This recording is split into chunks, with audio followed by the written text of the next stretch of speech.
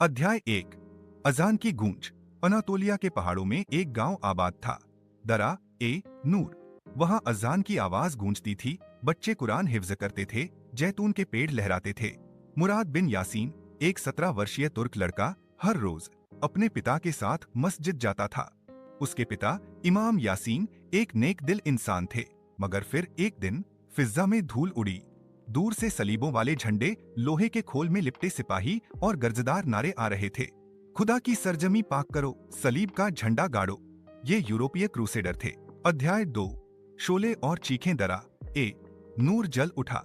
Crusader घोड़ों पर सवार आए, मस्जिद को जला दिया, कुरान के नुस्खों को पैरों तले रौंद दिया।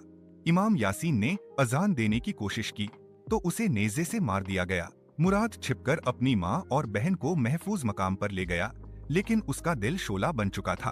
वह जो मेरे रब के कलाम को जलाए, मैं उस पर तलवार बरसाऊंगा। अध्याय 3। मुजाहिदीन की तलाश। मुराद पास के पहाड़ों की ओर निकल पड़ा। वहां तुर्क मुजाहिदीन के कुछ बचे खुचे लश्कर छिपकर क्रूसेडरों से मुकाबला कर रहे थे।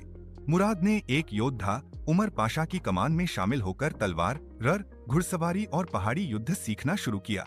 वह हर रात सूरह अल अनफाल की तिलावत करता और हर सुबह दुश्मन के कैंप पर छापा मारने का योजना।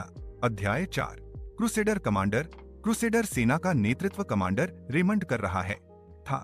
वह कहता, ये तुर्क झोपड़ियों में रहते हैं, मगर उनकी गैरत लोहे से सख्त है। उसने कई गांव जलाए, औरतों को कैदी बनाया और बैतुल मुकद्दस की तरफ पेशकदमी की कोशिश की, लेकिन हर बार मुराद और उसके सस आती रात की अंधेरी में उनके तंबू जला देते। अध्याय 5। हौसले का चिराग। मुराद की माँ, जो अब एक नर्स बन चुकी थी, घायल मुजाहिदीन का इलाज करती।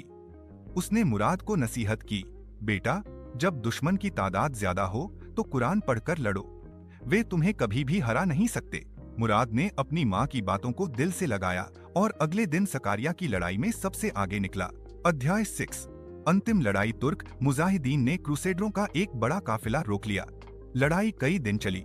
मुराद की तलवार पर कुरान की आयत लिखी थी, वला टहनू वला टहजनू व अंतुमिल आलून इन कुंतुम मुमिनीन। कमजोर न पड़ो, न घम करो, तुम ही गालिब रहोगे अगर तुम मोमिन हो। मुराद ने कमांडर रेमंड को हराया, उसका तंबू गिरा दिया और क्रूसेडर झंडा धूल में मिला दिया। अध्याय 7। शांति की सुबह। क्रूसेडर पीछे हट गए थे। तुर्क गांव फिर से बसने लगे। मुराद अपने पिता की मस्जिद में अज्जान यता था। माँ बच्चों को कुरान पढ़ाती थी। तुर्क मुसलमान फिर से सरा उठाकर जीने लगे। मुराद ने अपने बच्चों से कहा, यह जमीन हमारी माँ है, इसे बचाना हमारा फर्ज था और हमेशा रहेगा।